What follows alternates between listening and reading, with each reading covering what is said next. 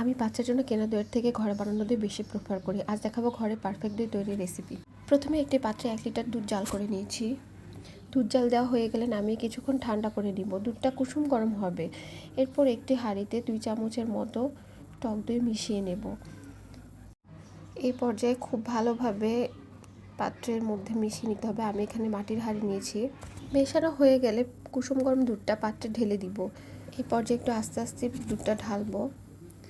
এরপর ঢাকনা দিয়ে ঢেকে চুলার পাশে 7 থেকে 8 ঘন্টার মতো রেখে দিব। টক দইটা সেট হয়ে গেছে।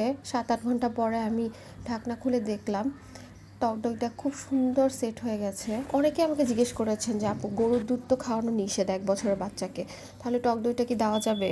আসলে গরুর দুধে সোডিয়াম, পটাশিয়াম এবং ক্লোরাইডের মাত্রা বেশি থাকে, যা 1 বছরের কম বয়সী বাচ্চার কিডনিতে এই চাপ নিতে পারে। তাছাড়া গরুর দুধে অনেকের অ্যালার্জিও হতে পারে কারো ক্ষেত্রে। কিন্তু দইয়ের প্রক্রিয়াজাতকরণের ফলে দুধের প্রোটিনগুলো ভেঙে ছোট ছোট কণায় পরিণত হয়। এছাড়া দইয়ের উপকারী ব্যাকটেরিয়া ল্যাকটোজকে আংশিক ভেঙে ফেলে, যা বাচ্চার জন্য হজমে অনেক সহজ করে দেয়। আমার বাচ্চাকেও আমি 6 মাস থেকে এই টক দইটা খাওয়াচ্ছি।